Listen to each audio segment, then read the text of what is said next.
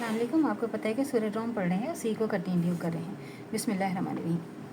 और जो तुम सूद देते हो लोगों के माल में इजाफ़ा हो तो अल्लाह के नज़दीक इसमें इजाफ़ा नहीं होता, और जो तुम ज़कात देते हो इससे अल्लाह की रज़ा चाहते हो तो यही लोग अपनी दौलत के दो चंद से चंद करने वाले हैं। 29।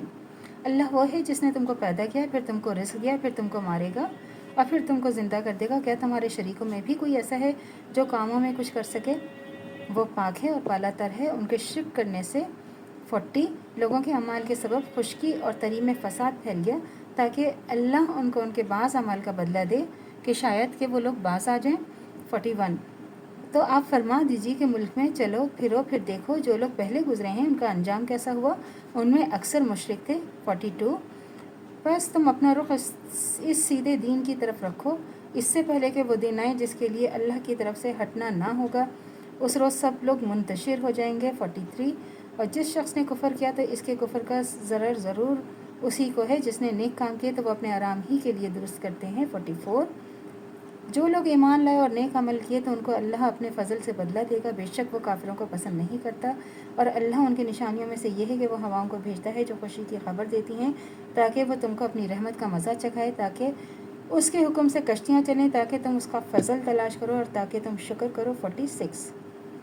और हमने आपसे पहले भी रसूल भेजे तो उनके पास निशानियाँ लेकर आए, सो जो नाफरमानी करते थे तो हमने उनसे बदला लेकर छोड़ा और मोमिनों की मदद हम पर लाजिम थी। 47। अल्लाह ही हवाओं को चलाता है तो वो बादलों को उभारती हैं, फिर अल्लाह जिस तरह चाहता है आसमान में फैला देता है और तह बतह कर देता है। फिर तुम देखते हो कि इसके बीच में से मैना निकलता है, फिर वो जब अपने बंदों में से जिसको चाहता है पहुंचा देता है तो वो खुश हो जाते हैं। 48। और बेशतर तो वो मेहनत के उतरने से पहले नाउम्मीद हो रहे थे। 49। बस देखो अल्लाह की रहमत के आसार कि वो कैसे ज़िंदा कर देता है ज़मीन को उसके मुर्दा होने के बाद, बेशक वो ज़िंदा करने वाला है मुर्दों को और वो हर चीज़ पर कुदरत रखता है। 50। और अगर हम हवा चला दें और ये लोग खेती को ज़र देखें तो ये इसके बाद नाशुक्री करेंगे। 51। तो आप मुर्दों को नहीं सुना सकते, ना बहरों का आवाज़ सुना सकते हैं जब वो पीठ फेर कर चल पड़ें। 52। और फिर आप अंधों की गुमराही से निकाल कर सीधे रास्ते पर नहीं ला सकते, आप तो इन्हीं को कह सकते हैं जो हमारी आयत पर ईमान लाते हैं, सो वही फरमा बता रहे हैं। 53। अल्लाह ही तो है जिसने तुमको इब्तिदा में कमज़ोर हालत में पैदा किया, फिर कमज़ोरी के बाद ताकत बख्शे, फिर ताकत के बाद कमज़ोरी और बुढ़ापा दिया, जो चाहता है पैदा करता है, वही जानने वाला कुदरत रखने वाला है। 54।